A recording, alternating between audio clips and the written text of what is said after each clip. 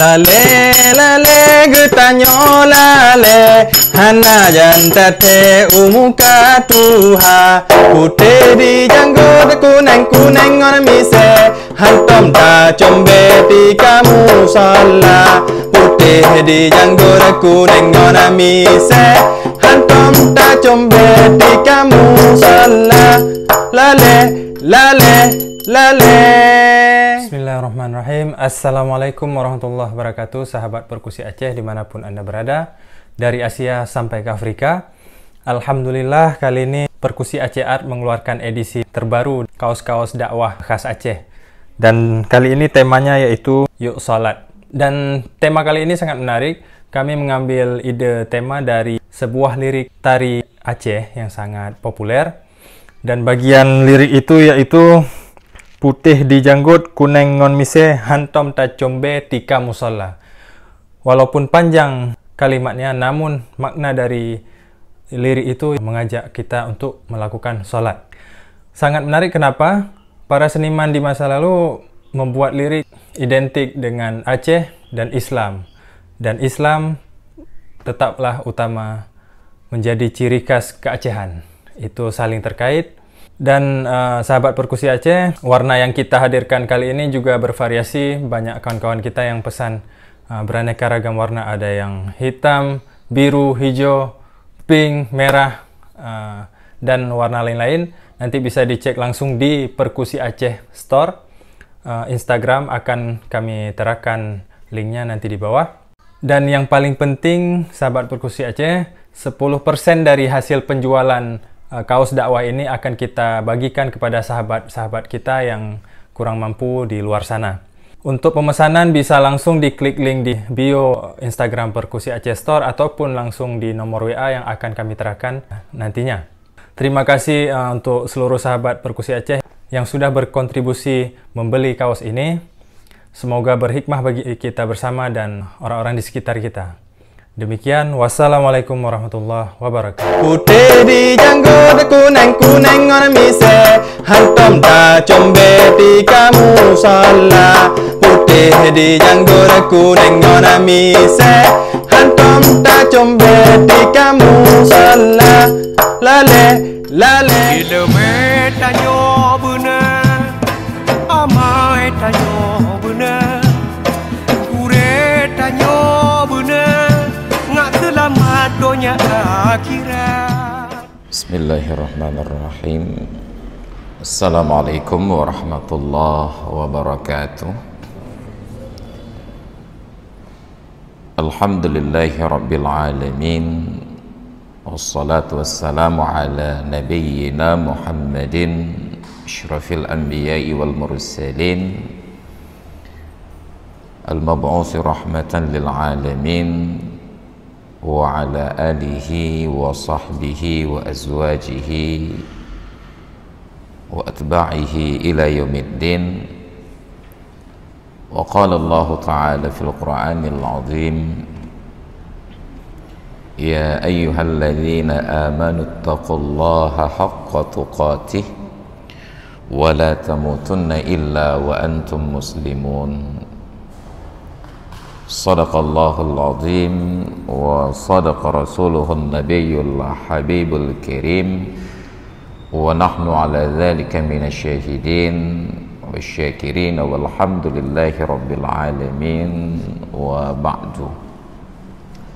Hadirin dan hadirat jamaah salat maghrib dan isya yang dimuliakan Allah, pada beberapa pertemuan yang lalu kita sudah mengkaji muqaddimah ataupun pengantar dari kitab Al-Aqidatu Fillah, beriktikad ataupun beriman kepada Allah Subhanahu wa taala, mulai dari makna i'tikad, iman secara harfiah, secara definisi.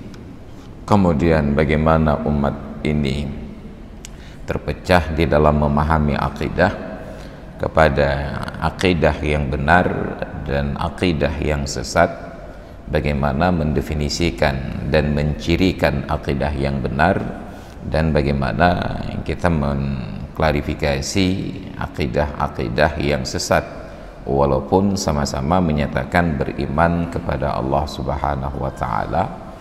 Karena sebagaimana layaknya perjalanan di dunia, walaupun tujuan akhir sudah diketahui, tetapi bila bercabang jalan maka belum tentu yang ditempuh akan semuanya seragam. Ada yang mengetahui jalan pintas, ada yang mengikuti jalan protokol, kemudian juga ada yang mencari jalan tikus.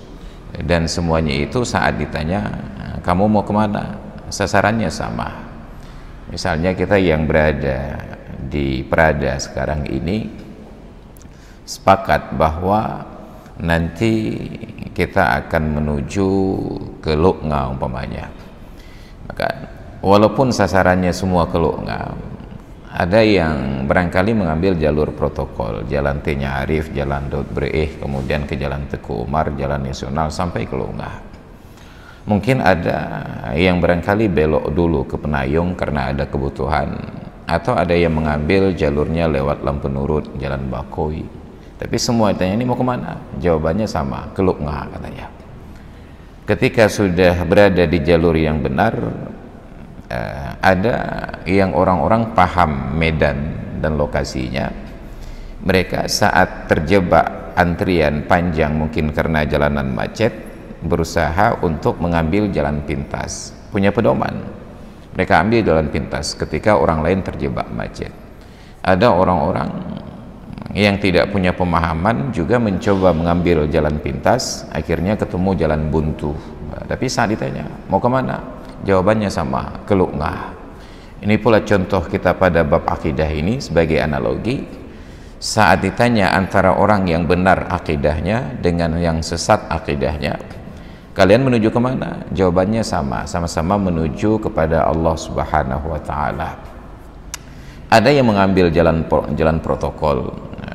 Jalan protokol ini kadang lengang, kadang normal, kadang macet. Ketika sedang lengang jalannya bisa sampai dengan cepat. Artinya ketika kosong pikiran kita dari semua syawarid, dari semua aktivitas, maka fokus kita hanya mencari keridhaan Allah Subhanahu wa Ta'ala. Mereka sampai. Ada pula di antara mereka ini sambil menuju kepada Allah Ta'ala juga tidak ingin mengabaikan hal-hal lain sambil jalan. Mereka mengambil sedikit dari kebutuhan dunia, maka mereka bergeser sedikit. Ketika tiba waktu ibadah masih ada pekerjaan yang lain, disesuaikan pekerjaan tersebut. Padahal kalau dia berhenti untuk salat, tidak menunda, tidak mengganggu kesempurnaan pekerjaannya. Kecuali bila mengganggu kesempurnaan pekerjaan, bahkan agama pun sudah memberikan ruang dispensasi, boleh tidak di awal waktu dengan catatan tidak keluar dari waktu. Bahkan kadang-kadang dalam posisi tertentu keluar dari waktu itu pun diizinkan oleh agama bila berhenti dari pekerjaan tersebut menyebabkan rusak hasil usaha secara keseluruhan, sebagaimana yang dilakukan oleh Rasulullah pada peperangan Tabuk. Beliau tunda sholat duhur, asar, maghrib sampai ke waktu Isya, baru dikerjakan seluruhnya. Dicontohkan oleh Nabi, dan itu ada panduan, ada SOP. Kalau bahasa kerennya itu ada owner manualnya, bagaimana tata caranya. Nah, ada pula yang mencoba mendekatkan diri kepada Allah dengan jalan pintas, padahal bukan warga setempat. Sebenarnya dia mau lebih dekat, ternyata malah tercebur ke tempat yang jauh. Dulu suatu ketika 2 atau 3 tahun yang lalu, saya ada kegiatan tausiah di Masjid Baitur Rahman Luk Semawe. Sebenarnya waktu dari maghrib ke Isya, saya sudah perhitungkan sampai di Luk Semawe itu pada waktu maghrib. Karena mau ngambil jalan pintas di Biren, maka saya seharusnya masuk ke jalan pemuda yang keluar ke jalan raya itu lagi. Tiba-tiba saya belok kiri, jatuhnya ke tepi laut. Kenapa? Mencoba cari jalan pintas padahal tidak paham lokasi. Jadi akhirnya berputar-putar di lokasi tersebut sehingga terlambat selama lebih kurang setengah jam. Jadi akhirnya rencana kegiatan yang setelah maghrib sampai Isya berganti setelah Isya sampai dengan selesai. Ini contoh. Tapi saat orang bertanya kepada saya yang barangkali waktu itu tersesat, mau kemana Ustaz? Jawaban saya, keluk semawe. Nyo binih laut renku. Semua orang yang beribadah kepada Allah, mengimani Allah Ta'ala saat ditanya, bahkan orang-orang Quraisy yang menyembah berhala di Mekah dulu, ketika ditanya kepada mereka, Allah abadikan itu dalam Al-Quran. Wala in sa'altahum man khalaqas samawati wal arda la yaqulunna Allah. Dan jika engkau bertanya wahai Muhammad kepada mereka, di dalam ayat itu enggak disebut wahai Muhammad, itu hanya bahasa kita, karena Allah saking memuliakannya sang Nabi, Allah tidak pernah memanggil Nabi ini dengan menyebut namanya. Wala in sa'altahum, dan jika engkau bertanya kepada mereka, orang-orang Quraisy itu, man khalaqas samawati wal ard, siapa yang menciptakan langit dan bumi, la yaqulunna Allah, pasti mereka menjawab Allah. Tapi persoalannya, kenapa mereka menyembah berhala? Mereka mencari shortcut, jalan pintas, karena nggak tahu posisi Allah itu di mana, maka mereka ciptakan sosok-sosok Allah di muka bumi. Berhala-berhala itu mereka wakilkan, jadikan sebagai wakil Allah Ta'ala untuk menerima ibadahnya. Ini contoh sederhana. Maka demikian pula dengan akidah. Nah, jadi dalam hal jalan protokol tadi, kita hanya melakukan yang wajib-wajib saja. Kemudian ada yang mengetahui jalan pintas, mereka inilah yang oleh sebahagian kalangan disebut aulia, para wali. Waliullah ini kondisinya luar biasa. Aulia Allahi la khaufun alaihim, mereka tidak punya rasa takut, wala hum yahzanun, dan tidak pula mereka berduka cita. Kenapa? Karena jalur yang ditempuh itu mereka sudah sangat yakin, bukan lagi trial and error, bukan uji coba. Walaupun keluar dari jalur protokol, mereka tahu jalan yang mereka tempuh itu lebih singkat dan sampai ke tujuan. Maka mereka masuk jalan-jalan kampung yang ternyata memang lebih singkat dan lebih cepat mencapai tujuan. Lalu orang-orang yang tidak paham menilai mereka ini orang sesat, ini yang mengaku-ngaku wali ini sesat ini, karena tidak lagi beribadat sesuai dengan ketentuan umat Islam. Padahal ibadat dalam Islam itu ada yang wajib, ada yang sunat.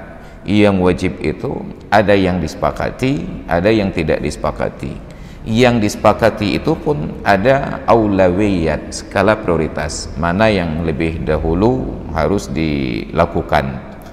Karena kita tidak mempunyai penalaran seperti mereka, maka cenderung kita menganggap bahwa mereka itu sesat. Ada yang berusaha mengikuti jalan mereka, ada yang selamat, ada pula yang tersesat. Saat kita melihat ini kayaknya mobil orang kampung di sini, ini jalurnya mungkin jalur singkat, kita coba ikut.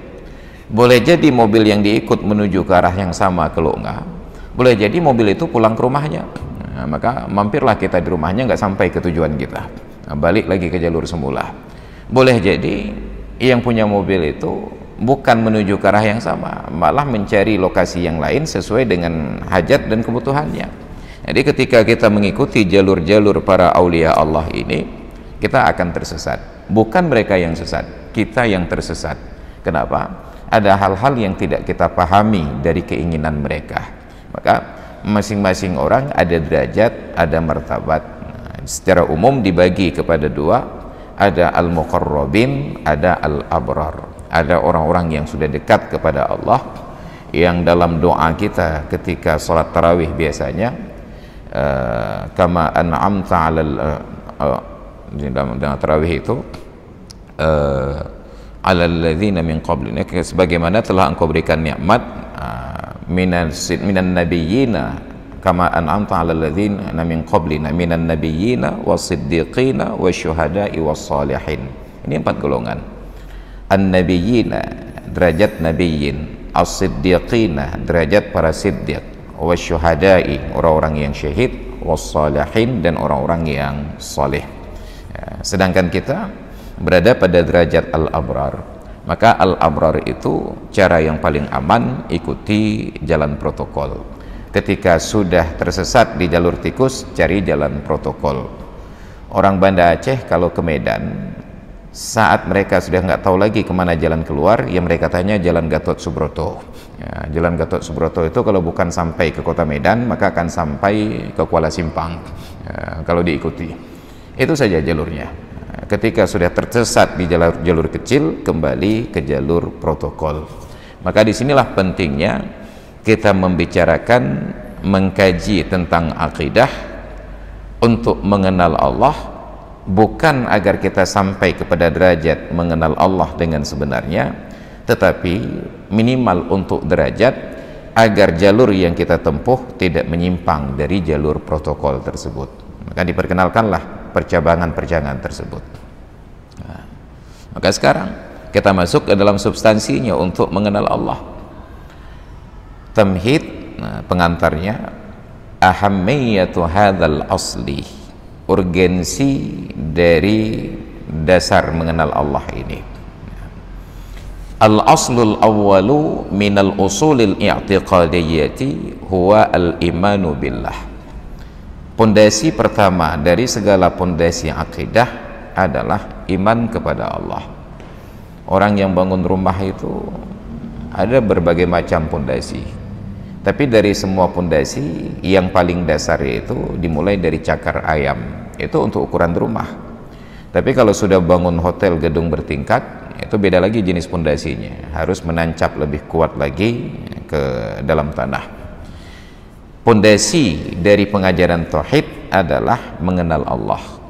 Di dalam kitab Masailal Mubtadi yang fenomenal dalam masyarakat kita di Aceh, diskusi yang pertama itu dimulai dengan pertanyaan, soal jika kita ditanyai orang, atau soal jika ditanyai orang kita, apakah awwaluddin itu? Apa awal-awal beragama?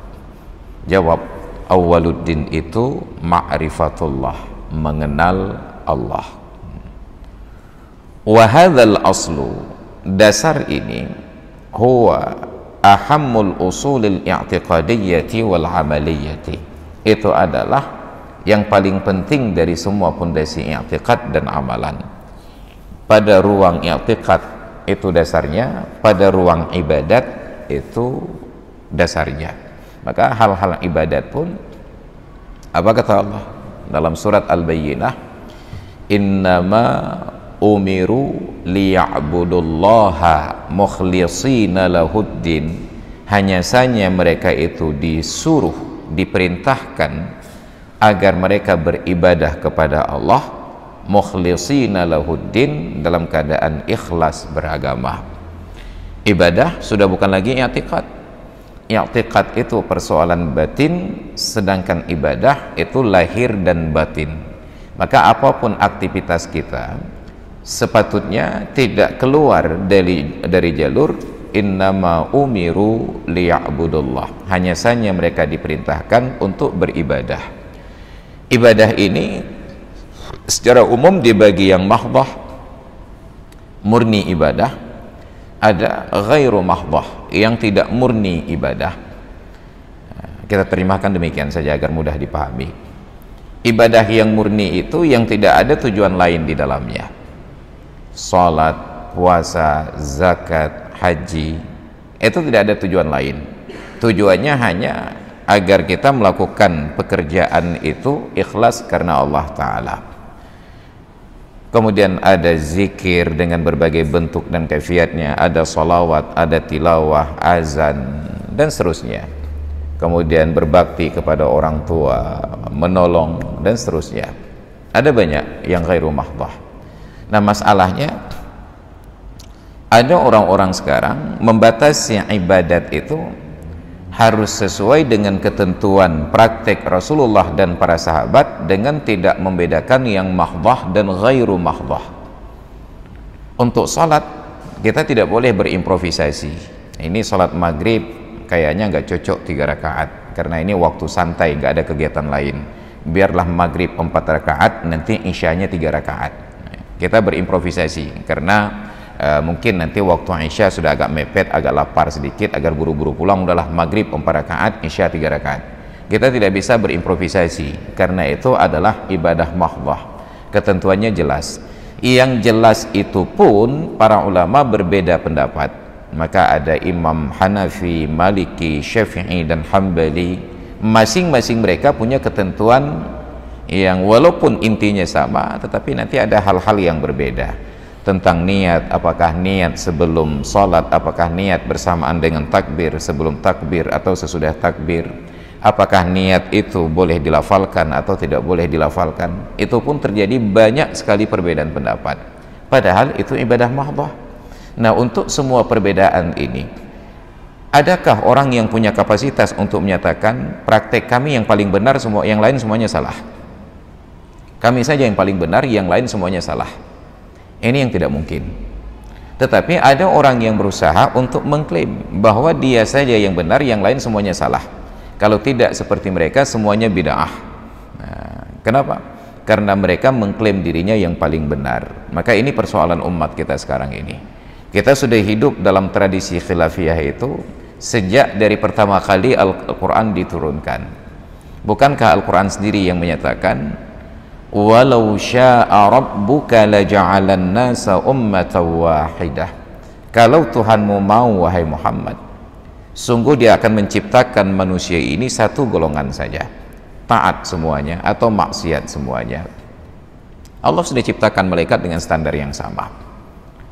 Wala yazaluna mukhtalifin. Tapi ternyata manusia ini senantiasa berbeda-beda.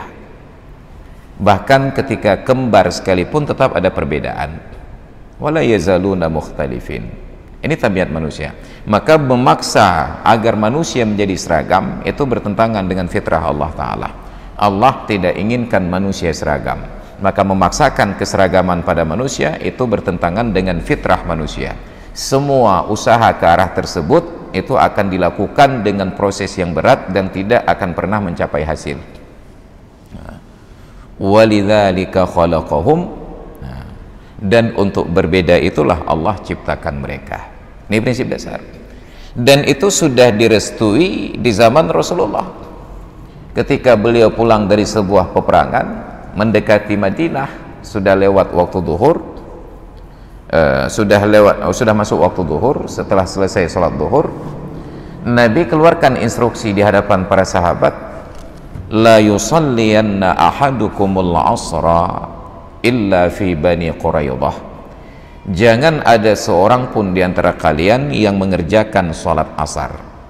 Waktu asar belum masuk, tapi sudah diwanti-wanti oleh Nabi, jangan ada seorang pun yang sholat asar illa fi Bani Quraidah, kecuali apabila sudah sampai di perkampungan Bani Quraidah. Bani Quraidah ini salah satu suku yang menetap di Madinah. Ada penduduk asli Aus dan Khazraj, kemudian ada Yahudi yang bermukim di Madinah, Bani Nadir, Bani Qainuqa dan Bani Quraidah. Kata Nabi, jangan ada seorang pun yang sholat asar kecuali sudah sampai di perkampungan Bani Quraidah. Maka berjalanlah mereka sampai hampir masuk waktu maghrib dan perkampungan itu belum terlihat. Maka saat itu terpecahlah pemahaman para sahabat. Sebahagian bersikukuh pada nas, pada teks, jangan ada yang sholat asar kecuali di Bani Quraidah walaupun sudah lewat waktu. Maka mereka tidak sholat asar sampai keluar waktu. Yang sebahagian lagi berhenti ketika melihat waktu asar hampir habis, mereka sholat asar. Dan mereka yakinkan sahabat-sahabat yang lain, Nabi tidak melarang kita sholat asar, tetapi beliau hanya berharap perjalanan kita lebih cepat sehingga sampai di perkampungan tersebut masih dalam waktu asar. Maka masing-masing berjalan dengan ijtihadnya. Ketika sampai di Madinah, dua-dua kelompok ini melapor kepada Nabi dan Nabi membenarkan sikap kedua mereka.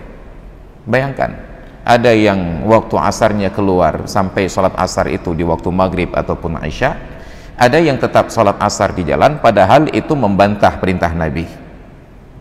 Bayangkan lapangnya agama ini.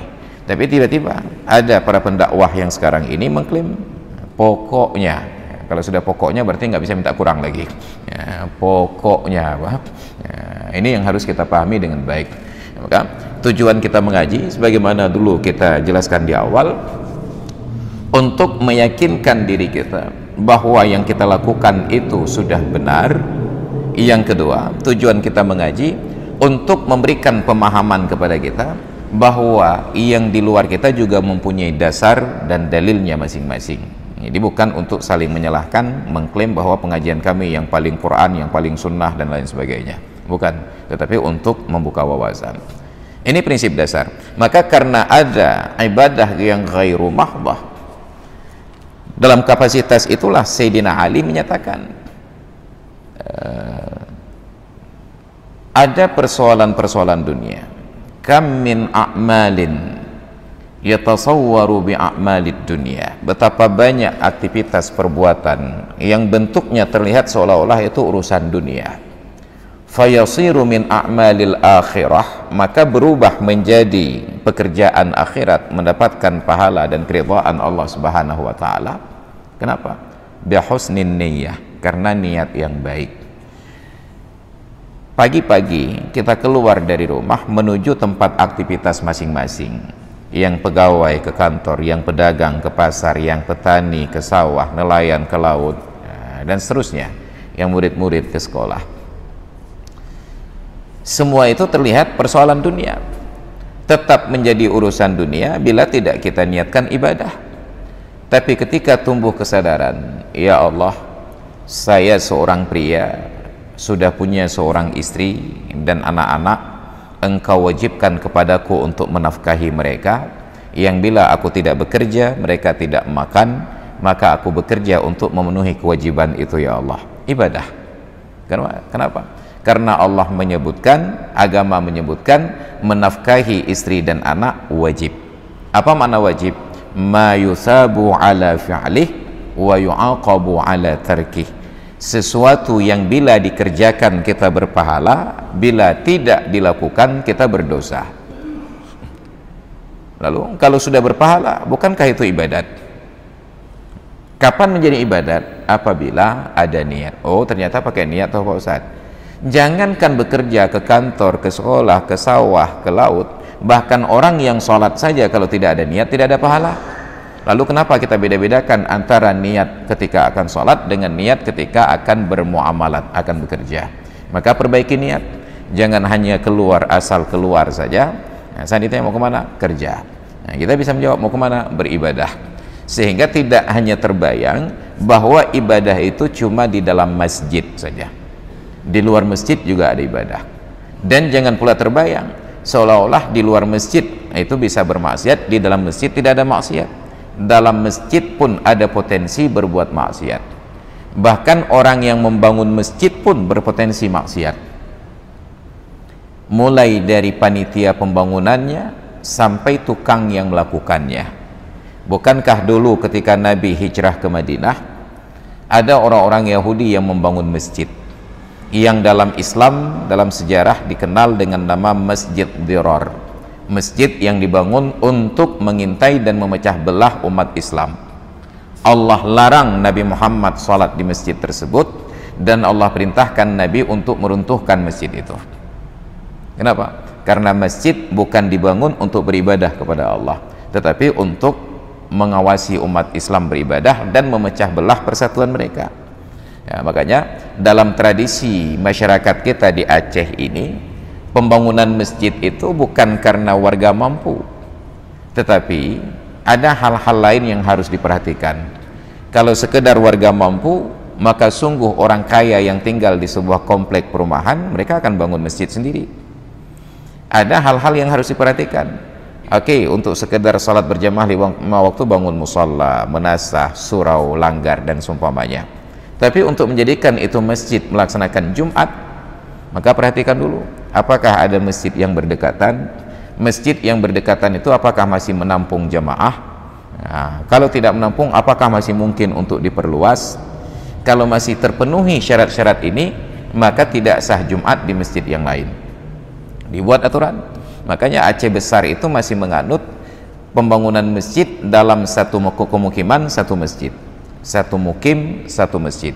Bahkan sebagian daerah Aceh besar yang sudah masuk ke wilayah Banda Aceh, ada kampung-kampung yang belum ada masjid. Malam Ahad kemarin saya ceramah maulid itu di kampung Gece Menara. Bayangkan Gece Menara itu populasinya sudah 5.000 lebih. Tapi ternyata mereka belum ada masjid.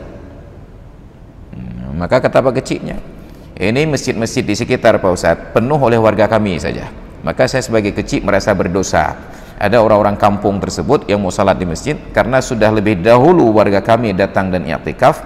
Kadang-kadang waktu hujan mereka kehujanan di luar karena tempat di dalam sudah dipenuhi oleh jemaah dari kampung kami sebagai pendatang.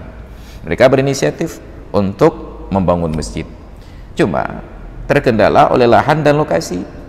Ya, karena menasah yang sekarang itu agak sempit, maka mereka berusaha untuk memperluas, membeli tanah yang di sampingnya dibebaskan, kemudian jalan digeser nantinya. Ini contoh bahwa pembangunan masjid itu bukan karena kita mampu membangun, tetapi karena keadaan syarat dan rukun terpenuhi untuk pembangunan tersebut. Ini hal yang sederhana. Maka kita keluar bekerja, niatkan untuk ibadat, jadi yang ibadat. Kata Sayyidina Ali pula, wa kam min a'malin yatasawwaru bi a'malil akhirah. Betapa banyak aktivitas, kegiatan yang terlihat seolah-olah seperti urusan akhirat, seolah-olah itu adalah ibadat. Fayasiru min a'malid dunya, berubah menjadi pekerjaan dunia, bisu'in niyyah, karena buruknya niat. Kita salat berjamaah, bagus, itu ibadat. Tidak ada yang membantah bahwa salat berjamaah itu ibadat.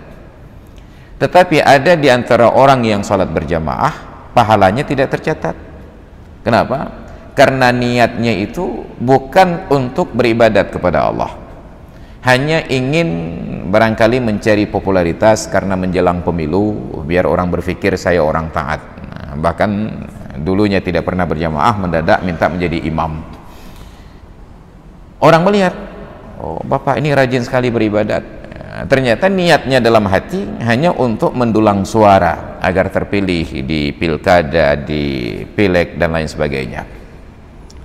Ada pula yang ketika menghadiri salat berjamaah tersebut hanya untuk mencari-cari kesalahan imam, karena barangkali dia hafal Al-Quran, sengaja memilih berdiri di belakang imam, menanti kapan imam silap, langsung dia dengan lantang meluruskan bacaan imam agar orang tahu bahwa saya hafal Al-Quran.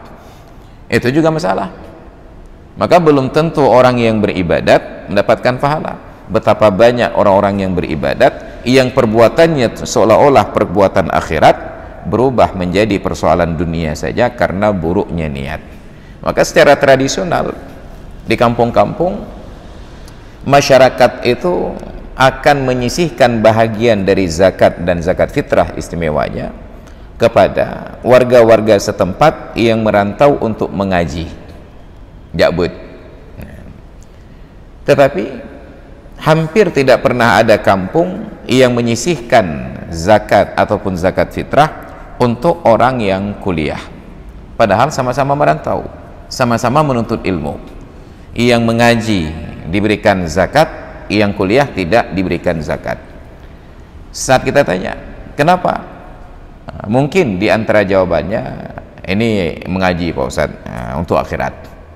Yang kuliah itu mana ada, cari pangkat saja, cari harta saja katanya, maka enggak kita berikan zakat. Satu. Kemungkinan yang kedua, yang mengaji ini ibadat mereka sudah terjaga Pak Ustadz. Satu waktu enggak sholat mereka dihukum oleh ustadznya. Tapi yang kuliah itu enggak ada yang jaga Pak Ustadz. Alih naik temayang, alih cewek kata ojek. Itu jawabannya. Tetapi apakah kita bisa menjamin bahwa yang mengaji semuanya untuk akhirat, yang kuliah semuanya untuk dunia? Tidak. Ada orang-orang yang kuliah barangkali ekonomi, kedokteran, pertanian dan lain sebagainya. Kita ambil contoh yang kuliah kedokteran. Kita tanya, "Dek, kenapa kuliah kedokteran?" Begini Pak Ustadz, kampung saya itu jauh dari peradaban, lam calok klek-klok bertempat jen buhanu. Orang-orang kampung kalau sakit itu nggak ada tempat berobat. Dokter terdekat itu 2 jam perjalanan, naik perahu, naik rakit, buka aja habis semua alat transportasi, baru sampai ke dokter. Kadang-kadang sampai ke dokter ketika beliau sudah berada di akhirat Pak Ustaz. Maka saya kuliah kedokteran, mudah-mudahan nanti saya jadi dokter, saya bisa bertugas di kampung dan saya bisa memberikan layanan kesehatan yang dekat kepada mereka. Ibadat. Harusnya orang-orang seperti ini mendapatkan fasilitas zakat fitrah. Hanya masalah maksiat tidak maksiat, pertanyaannya, siapa yang bisa menjamin bahwa zakat yang kita salurkan selama ini kepada orang yang sholat? Siapa yang bisa menjamin zakat yang selama ini kita berikan untuk fakir dan miskin bahwa itu tidak dipakai untuk berbuat maksiat? Sekurang-kurangnya untuk beli rokok saja dulu. Saya tidak katakan bahwa merokok itu haram, tapi ada perilaku merokok itu yang haram. Apa perilaku merokok yang haram? Dia beli rokok dari uang zakat, ketika terima uangnya dia pulang ke rumah sambil menghisap rokok, dia pertontonkan di depan istri dan anak-anaknya betapa nikmatnya merokok tersebut. Ketika istrinya minta sekali-kali, bang Nabi kalian rokok tiba, langsung suami ini murka, yuri nong ya pi rokok. Datang anaknya laki-laki, kalau begitu berikan untuk saya saja, anak banyak pi rokok. Dia pertontonkan kenikmatan merokok di depan istri dan anak-anak dan tidak memberikan kepada istri dan anaknya. Ya urang ku lah ya. Maka dulu kita katakan suami yang baik tidak merokok. Suami yang kurang baik dia merokok tapi tidak dibawa pulang ke rumah, hanya merokok di luar saja. Anaknya tidak melihat dia merokok, istrinya tidak melihat dia merokok. Suami yang jahat dia pertontonkan kenikmatan merokok di depan istri dan anak-anak tetapi tidak diizinkan mereka untuk ikut menikmatinya. Nyabih berokahnya. Bayangkan saja, sebagai suami kita makan enak di luar, suami yang baik setelah makan di luar disuruh bungkus bawa pulang untuk istri dan anak-anak. Maka kalau merokok tadi setelah dihisap rokok disuruh bungkus untuk bawa pulang untuk istri dan anak-anak. Suami yang kurang baik dia makan enak di luar, dia tidak bawa pulang ke rumah, tapi semua gereup-gereupnya itu dihilangkan dulu, jangan tercium bau kuah belangongnya. Suami yang jahat dia beli makanan enak di luar dibawa pulang ke rumah, dia makan sendiri, begitu istri minta, anak minta, dilarang aja nyukeke mentang katanya. Itu suami paling jahat. Maka dari sisi praktek ini kita bisa katakan perokok itu berdosa. Jangan dulu katakan merokoknya haram. Kenapa? Karena mempertontonkan sebuah kenikmatan kepada orang yang wajib dinafkahi dan melarang mereka untuk menikmati. Maka adab di dalam Islam, bila makanan yang tersaji tidak cukup untuk berbagi, jangan makan di depan orang. Maka di dalam Islam yang mau makan buah durian, kalau sanggup berbagi kepada tetangga, maka bawa pulanglah sampai aromanya tercium. Bila tidak, makan di penayung saja dan tinggal gereup di rumah. Bila tidak, maka jangan beli buah durian. Kenapa? Karena tercium aromanya oleh orang yang lain. Ini contoh sederhana. Maka ada aturan-aturan. Kalau memang orang yang kuliah ini tujuannya untuk membantu masyarakat, maka saya ingat dulu ada seorang warga Prada, beliau itu kuliah ekonomi, kemudian bekerja di perbankan, tapi ternyata ilmunya itu dipakai untuk kemaslahatan masyarakat. Beliau kelola zakat di Kampung Prada ini, sampai Kampung Prada beberapa kali mendapatkan penghargaan dalam pengelolaan zakat karena ilmu beliau, almarhum Pak Sulaiman. Nah, apakah kita katakan bahwa beliau kuliah itu tidak mendapatkan pahala? Nah, sebaliknya, yang mengaji di pesantren, yang terbayang di benak kita ini akhirat, tapi belum tentu, karena itu kembali kepada niat.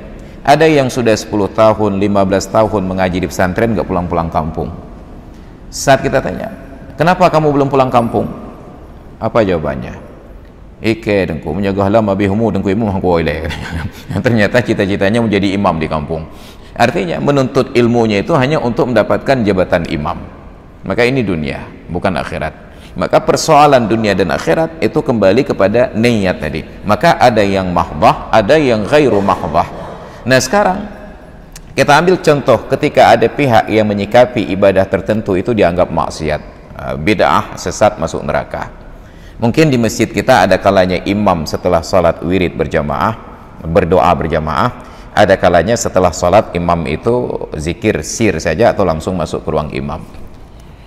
Semuanya itu adalah ibadah, tetapi hanya karena menurut mereka Nabi tidak pernah melakukan, sahabat tidak melakukan, maka saat kita lakukan itu menjadi dosa.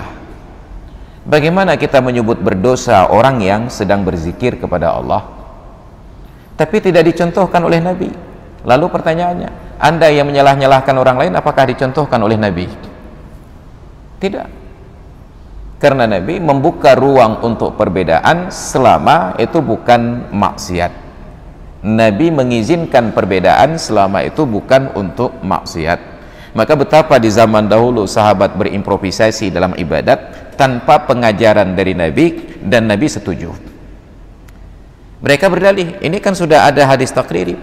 Bukan persoalan hadis takriri, ini persoalan ada sahabat berimprovisasi untuk beribadat dan Nabi setuju. Andai kata itu salah, maka Nabi dari awal menyatakan, walaupun hasil perbuatanmu benar, tapi nekatnya kamu berimprovisasi itu salah. Tapi ternyata Nabi tidak pernah menyalahkan sahabat yang berimprovisasi untuk beribadah. Bukankah bacaan Allahu Akbar kabira walhamdulillahi katsira wa subhanallahi bukrata wa asila itu tidak pernah dicontohkan oleh Nabi? Hanya ketika suatu kali Nabi salat berjamaah, terdengar di antara jamaah yang membaca bacaan ini. Ada beberapa hal di situ. Makmum membaca ini terdengar pada Nabi yang di depan. Itu menunjukkan bahwa bacaan sir itu tidak sesenyap yang mereka pahami, bahwa sir itu hening tanpa suara. Kenapa? Karena Nabi tidak menggugat bacaannya yang terdengar pada Nabi. Itu masih dianggap juga sebagai sir. Kita anggaplah bahwa itu paling dekat saf yang pertama. Tapi dari saf pertama sampai ke tempat Nabi sebagai imam, itu masih dianggap sir. Belum lagi kita andaikan itu pada saf kedua, ketiga, dan keempat. Belum lagi bila posisinya agak ke kiri ataupun ke kanan. Nabi tidak pernah menggugat, kenapa engkau berdiri di belakang imam mengikut imam sebagai makmum, bacaanmu terdengar pada imam. Nabi tidak menggugat ini. Maka jangan kita lancang ketika salat berjamaah ada orang yang barangkali desisnya itu sangat terdengar, langsung kita gugat. Salat sir itu nggak boleh terdengar ke orang lain. Ini dalil yang pertama. Yang kedua, manil qari? Nabi bertanya, siapa yang baca bacaan itu tadi? Yang membaca ini tunjuk tangan. Apa kata Nabi? Sungguh aku melihat ada pintu langit yang belum pernah dibuka sebelumnya, dibuka pada hari ini disebabkan karena bacaan tersebut. Ada malaikat yang berlomba-lomba untuk saling mendahului menulis amalan tersebut. Pertanyaannya, apakah praktek yang dilakukan oleh sahabat ini pengajaran Nabi? Bukan, dia berimprovisasi. Tapi itu zikir, maka diizinkan oleh Rasulullah. Ini ruang keterbukaan. Tapi mereka persempit bahwa yang tidak diajarkan oleh Nabi tidak boleh dilakukan. Nah, ini persoalan pada ibadat kita sekarang ini.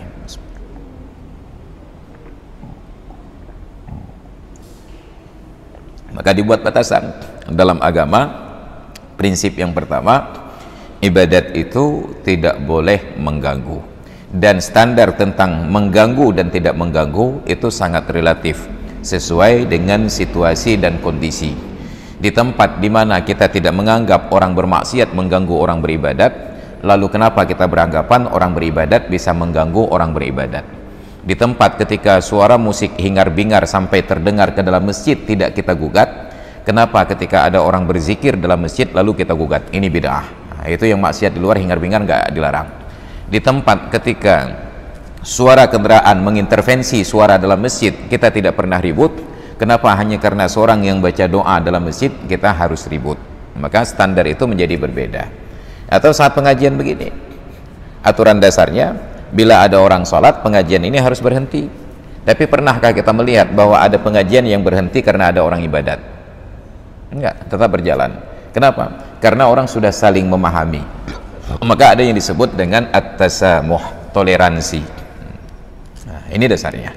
Maka i'tiqad pokoknya adalah mengenal Allah, ibadat sasaran akhirnya juga keridhaan Allah. Wa alaihi madarul Islam, dan pada keridhaan Allah dan mengenal Allah itulah lingkaran Islam itu berjalan. Semua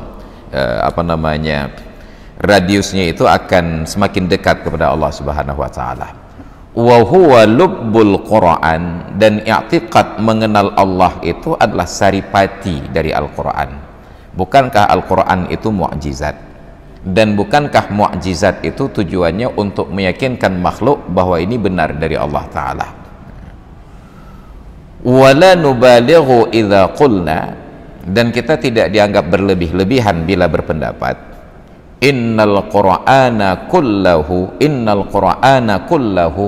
hadisun an hadzal iman, bahwa sesungguhnya Al-Quran seluruhnya berbicara tentang keimanan ini.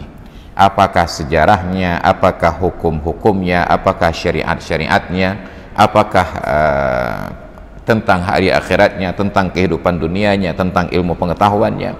Semua itu berbicara tentang iman. Li'annal Qur'ana imma hadisun mubashirun 'anillahi ta'ala, karena Al-Quran itu ada kala berita yang langsung dari Allah Ta'ala tentang zatnya, tentang namanya, tentang sifatnya, tentang perbuatannya, seperti ayat kursi dan surat Al-Ikhlas. Wa imma da'watun ila ibadatihi wahdihi la syarikalah, dan ada kala ayat-ayat Al-Quran itu berbicara tentang seruan untuk beribadah kepada Allah semata-mata, tidak ada sekutu baginya. Wa tarku ma yu'badu min dunihi min alihatin batilah, dan untuk meninggalkan segala sesuatu yang disembah selain Allah dari Tuhan-Tuhan yang salah. Wa hadza kulluhu ta'rifun billah, maka semuanya ini bermakna ta'rif, memperkenalkan Allah. Pihak yang memperkenalkan, maka ta'rif, ada pihak lain yang memperkenalkan. Kalau ingin mengenal, namanya disebut ta'arruf.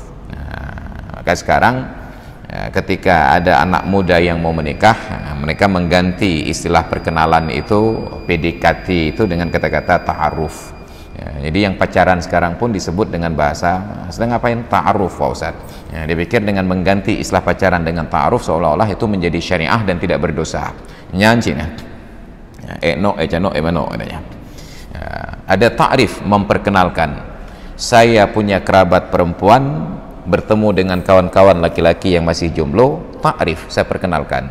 Ini keponakan saya, dia kuliah di tempat Fulan atau mengaji di pesantren Fulan, sekarang sudah hafal Al-Quran sekian juz dan dia masih jomblo. Itu namanya ta'rif. Tapi ketika saya izinkan mereka duduk berdua dan saya dalam pengawasan, dalam lingkaran, saya izinkan silakan berdiskusi. Mereka saling mengenal, saya nama Fulan bin Fulan, yang perempuan jawab nama saya Fulan bin Fulan, dalam batasan yang syar'i, karena tidak berdua, maka disebut dengan ta'arruf, saling mengenal. Allah berusaha memperkenalkan diri, karena tidak mungkin kita berkenalan dengan Allah secara berhadap-hadapan. Maka ada ta'rif, semua ayat-ayat itu dita'rif untuk memperkenalkan Allah. Wa da'watun lil qiyami bihaqqihi, dan ajakan untuk melaksanakan, menunaikan hak-hak Allah. Wa nahyun an sarfi dzalika li ghairihi, dan melarang untuk memalingkan semua hak-hak tersebut kepada selain Allah Ta'ala. Maka betapa zalimnya kita saat waktu yang seharusnya kita pakai mendekatkan diri kepada Allah, ternyata kita pakai untuk hal-hal yang lagha, tidak bermanfaat. Tidak bermanfaat saja itu sudah rugi, apalagi bila dipakai untuk bermaksiat. Dan betapa ruginya kita saat nikmat yang Allah berikan dalam bentuk harta tidak kita pakai untuk berbuat ibadat, malah untuk hal-hal yang lagha. Apa itu lagha? Tidak bermanfaat untuk perkara akhirat, apalagi bila dipakai untuk berbuat maksiat.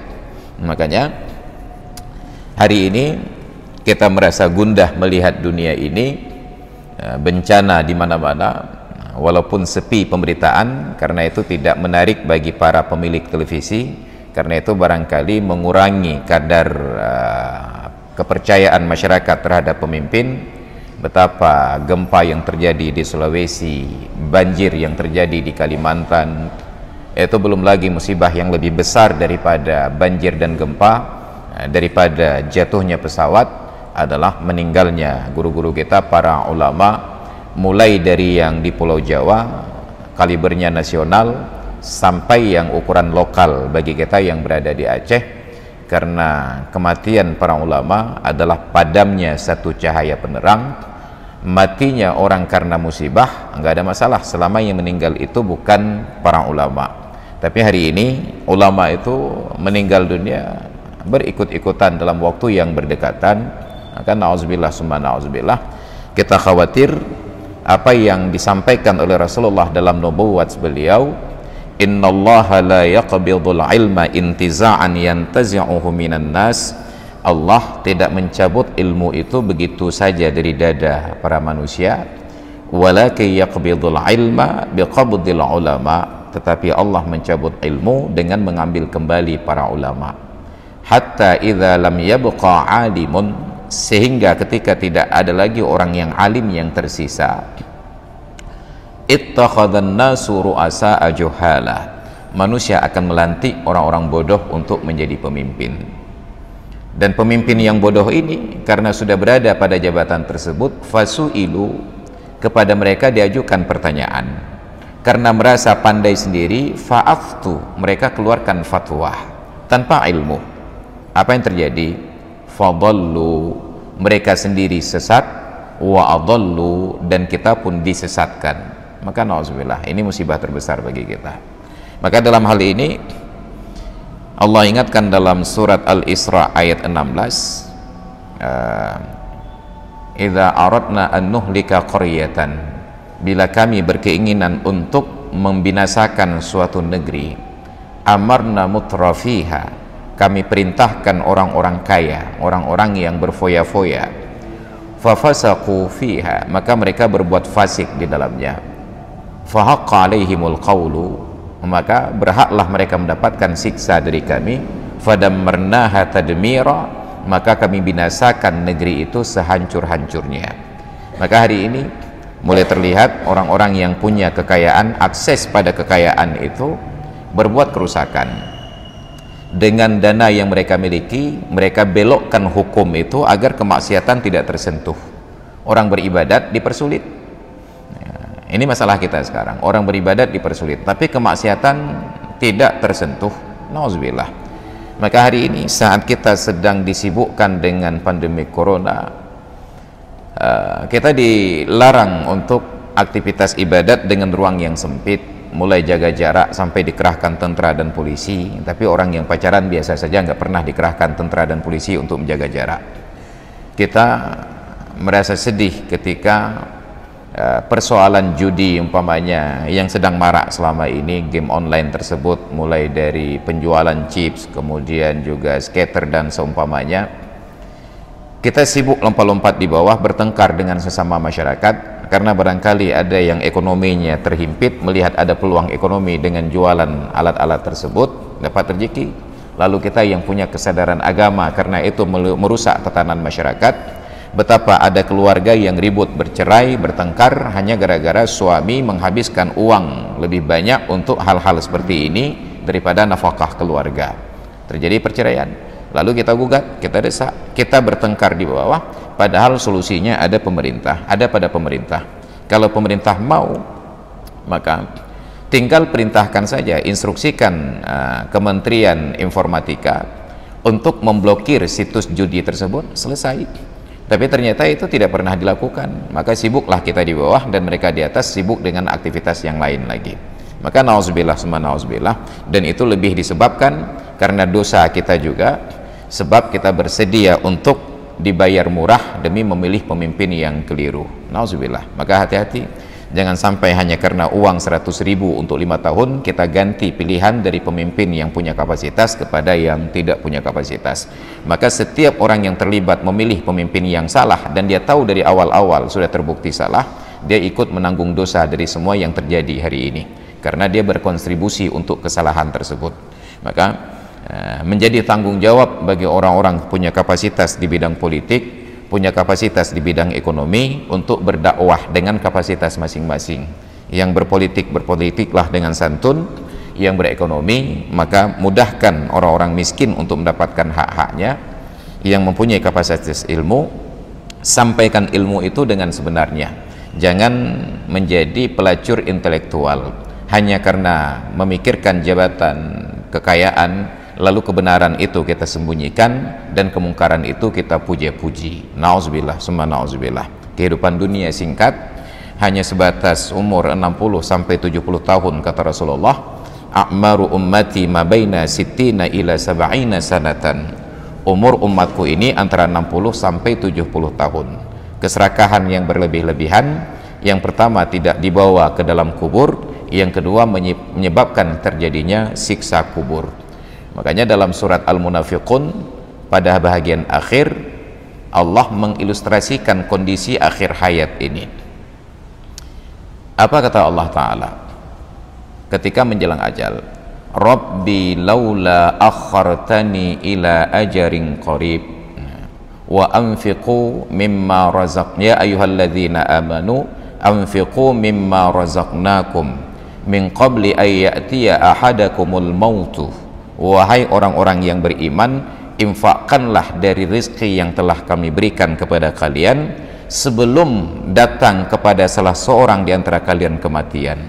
Saat itu fayaqula, dia berkata, Rabbi laula akhartani ila ajalin qarib, wahai Tuhanku, kenapa tidak engkau tunda kematianku sebentar lagi, sebentar lagi.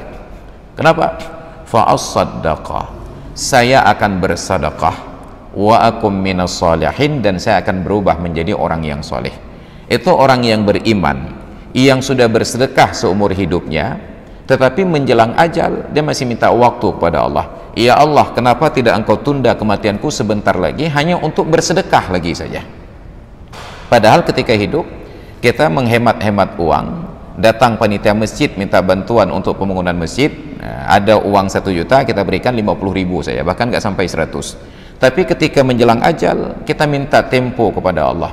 Ya Allah, kenapa tidak engkau tunda kematian saya sebentar lagi saja? Untuk apa? Fa'as-saddaqa, maka saya akan bersedekah, wa akum minas salihin, dan saya menjadi orang yang saleh. Makanya ayat yang kalau nggak salah ke-9 ini diawali dengan ayat ke-8 sebelumnya.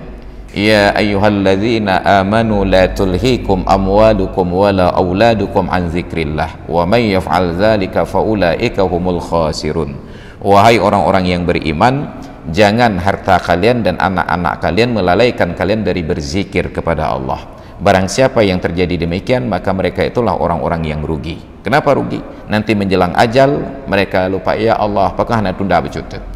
Zikir yang dimaksud menurut penafsiran para ulama bukan tentang salat di awal waktu, bukan karena kita masih melayani pelanggan ketika azan berkumandang, bukan karena kita masih membantu orang yang berhajat ketika sedang salat berjamaah, tetapi zikir yang dimaksud kata para ulama adalah haji dan zakat. Ada orang menunda-nunda haji karena kasihan anak belum kawin. Jangan naik haji dulu, ini biaya haji biarlah untuk perkawinan anak nantinya. Jangan bayar zakat dulu karena nanti beberapa hari lagi kita akan buat kenduri pernikahan anak. Ya ayyuhalladzina amanu la tulhikum amwalukum wa auladukum. Jangan anak dan harta kalian menyebabkan kalian lalai dari mengingat Allah. Begitu, padahal sudah ada niat haji, sudah mau berangkat haji tapi ditunda dulu karena anak belum kawin. Apa yang terjadi? Tiba-tiba datang kematian. Dia minta izin, ya Allah, kenapa tidak engkau tunda kematian sebentar lagi saja? Yang belum naik haji bisa naik haji, yang belum bersedekah bisa bersedekah. Fa'as-saddaqa wa akum minas salihin. Apa lanjutannya kata Allah ayat ke-10? Fala yu'akhirallahu nafsan idza jaa ajaluha. Allah tidak akan tunda kematian siapapun yang telah tiba ajalnya. Maka selagi masih ada kesempatan untuk berbuat baik, bersedekah, bersedekahlah. Tapi bersedekah itu harus dengan cara yang produktif, bukan yang konsumtif. Maka selalu saya ingatkan, kalau duduk di warung kopi, di rumah, di masjid, ada yang datang minta sedekah, jangan berikan uang, karena uang itu tidak memperbaiki keadaannya, hanya memanjakan orang lain untuk mengikuti jalur yang sama. Ajak dia untuk makan, atau tanyakan apa kebutuhannya. Kenapa minta sedekah? Oh, anak saya mau sekolah, nggak ada baju seragam, Pak. Nah, minta alamatnya, atau tanyakan anaknya sekolah di mana, siapa namanya. Nanti saya akan datang ke sekolah tempat anak ibu, nanti akan saya antarkan bajunya. Kalau benar dia punya anak, dia akan berikan alamat itu. Bila tidak, dia akan ngotot, baik Pak, ini jauh peng mentang. Itu sudah pasti penipuan. Dia hanya minta uang saja. Kalau tidak ada hajat, maka jangan layani dalam bentuk uang. Kalau ada hajat, maka layani sesuai dengan kebutuhan. Muliakan. Maka hari ini saya dalam kapasitas pribadi, mungkin bapak-bapak yang mengenal saya tidak pernah merasa diundang untuk kenduri maulid di rumah saya, kecuali kalau kenduri maulid itu di pesantren saya. Itu keinginan anak-anak, bukan keinginan saya. Maka sebagai ganti dari kenduri maulid, saya undang bapak-bapak datang ke rumah. Boleh jadi saat itu bapak-bapak sedang kenyang karena banyak undangan kenduri yang lain, saya ganti. Saya konsultasi dengan BKM Masjid Darul Falah di Cot Keeng. Harapan saya, imam yang diundang, khatib yang diundang, berikut dengan BKM masjid yang bekerja hari tersebut, yang gulung tikar, gelar tikar, bersihkan masjid, diajak makan siang, dan biayanya saya tanggung. Saya katakan, ajak imamnya makan siang yang layak, berikut dengan BKM, silakan makan siang. Mereka bertanya, apa nih biaya Ustaz? Itu kenduri maulid saya. Maka setiap hari Jumat kita ada kenduri maulid. Walaupun ada orang yang tidak ingin kalah, saat kita mau bayar ternyata mereka sudah lebih dahulu untuk membayar. Maka kenapa tidak? Ketika kita ubah kenduri maulid dari kenduri maulid yang mubazir selama ini, bayangkan dalam satu kampung lebih 10 rumah kenduri maulid. Lihat tebik rumahnya tajak rumah je urang terau mandum ya. Kenapa tidak kenduri maulid itu kita arahkan saja ke masjid. Nanti panitia masjid umumkan, silahkan yang sholat duhur di masjid ini, nanti selesai sholat duhur masuk makan siang di warung pulan, berapapun tagihannya saya akan bayar, tinggal data saja, yang penting itu jemaah masjid. Maka kalaulah ini kita lakukan, akan berkembang investasi itu, sedekah-sedekah kita itu dalam bentuk-bentuk yang produktif, memanusiakan manusia. Apalagi sekarang ini sedang terjadi banjir di Kalimantan, sedang terjadi gempa di Sulawesi, tentu mereka sangat membutuhkan. Maka ada lembaga-lembaga donor yang sedang mengumpulkan dana dan biaya. Bila kita berkeinginan, maka silahkan salurkan melalui mereka. Walaupun saya juga tidak senang ketika orang-orang yang menghimpun dana ini turun ke jalan minta sedekah dari mobil ke mobil. Kenapa? Karena jalan tidak dibangun untuk tujuan tersebut. Jalan dibangun untuk kelancaran berlalu lintas. Jadi jangankan untuk kebutuhan sosial, jangankan untuk orang yang bermasalah sosial, bahkan untuk kebutuhan sosial pun tidak bagus jalan itu kita jadikan tempat untuk minta sedekah. Hanya tinggal pasang saja spanduk, kami dari BEM Universitas Pulan ingin menyalurkan bantuan kepada saudara kita yang kena menjadi korban gempa di Sulawesi ataupun banjir di Kalimantan, mohon salurkan bantuan Anda melalui rekening Pulan. Orang bisa transfer, mungkin kalau diberikan uang hanya 1.000, 10.000, maksimal 100.000. Tapi kalau transfer itu nominalnya akan lebih besar, lebih terhormat, dan tidak perlu biaya besar untuk orang-orang yang turun ke jalan dengan risiko yang besar mereka terjadi kecelakaan. Jalanan bukan tempat yang aman untuk berleha-leha. Jadi hadirin dan hadirat sekalian yang dirahmati Allah, ini tujuan kita hidup, agar sebelum mati nanti kita sudah tidak menyesal lagi karena sudah bersedekah. Demikian pengajian kita karena sudah berkumandang azan Isya, kita padakan dulu. Ilmu tanyo benar, amai tanyo benar, kure tanyo benar, ngak selamat dunia akhirat. Ilmu tanyo benar, amai tanyo benar, kure tanyo benar, ngak selamat dunia akhirat.